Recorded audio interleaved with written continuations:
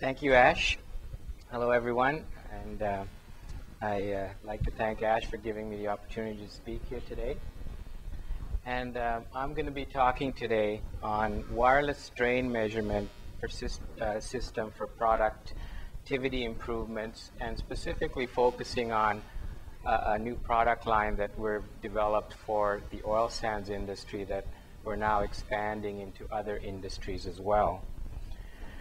So really, the main objective here is to demonstrate how this condition-based monitoring and maintenance system is really an integrated solution for strain measurement management, and how it allows you and any organization to measure, manage, predict, and plan. So the result is really a huge time and cost savings in terms of maintenance and repairs, and then as a result you minimize any lost revenues and production downtime.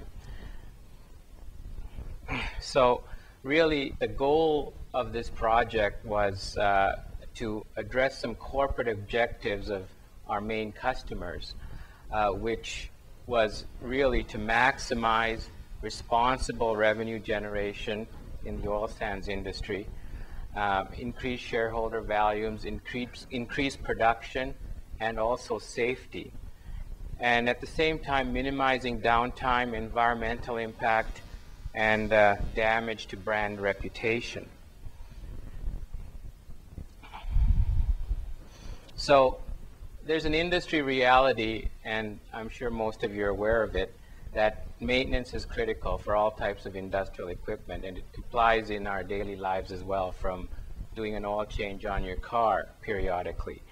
However, what's really a big problem is unscheduled downtime, which is usually about 4 to 10 times more costly than scheduled downtime.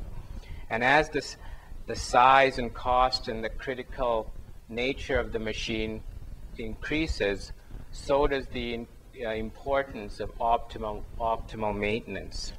So minimizing downtime is really the key to maximizing the value of the asset, and really to minimize revenue loss.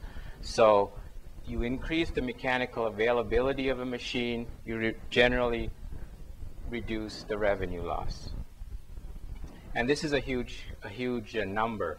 It's not a simple, few $1,000 number.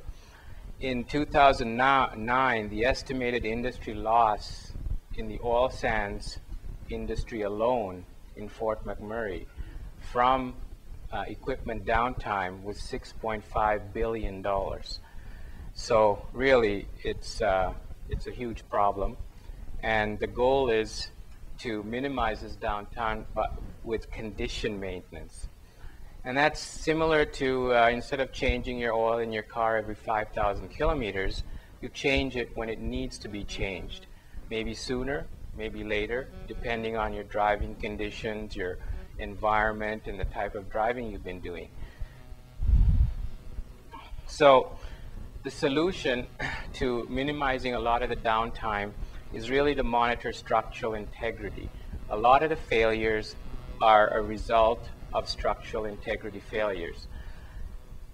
So to do this, you need to monitor a couple of things.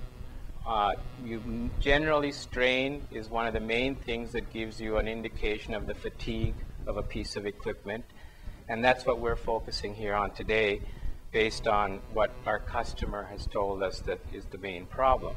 So this will allow you to better predict component lifetime, replacement and servicing frequency, and reveal a lot of risks of failures and cracking, changes to material properties, and give you an idea of the remaining equipment life.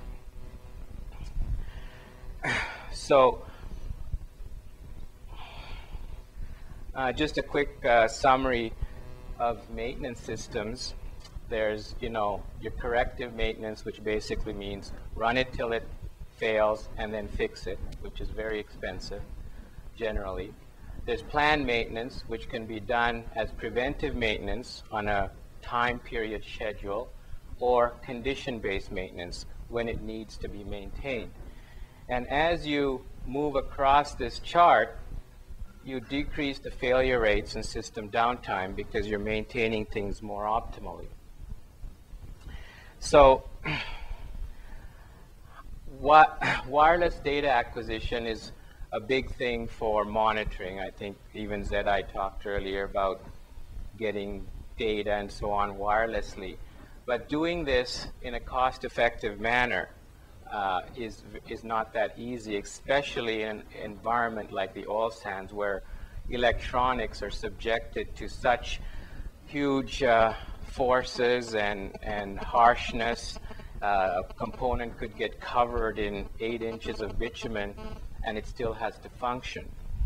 So the reliability of these wireless units has never really survived in the oil sands. And that goes for any type of equipment. For example, a hauler which has a lifetime of 10 years or 20 years in, say, a coal mine has a lifetime of less than 10 years in the oil sands, just due to the environment and the harshness of the environment. So what we've devised is some hardware that allows you to measure the structural integrity and yet survives in this oil sands environment. So here's what these units look like. I just brought a couple of samples. Here's a demo unit you can see through, but they generally look like this. This is the size of them. You glue them on to any type of equipment, mobile equipment, shovels, haulers, pumps, compressors, even pipelines for monitoring strain in various types of steam pipes and so on. And they're a completely sealed unit. They're intrinsically safe. You can use them in explosive environments. And everything is built into it. There's memory, there's microprocessor, there's a radio. Everything is in here that does the monitoring. So you set it up, you say sample, program it, and you say go. It's there gathering data. Then you receive the data through a little receiver like this that you can hook up to a laptop, or there's a cell modem version of this that actually gets your data back to your server in your central location.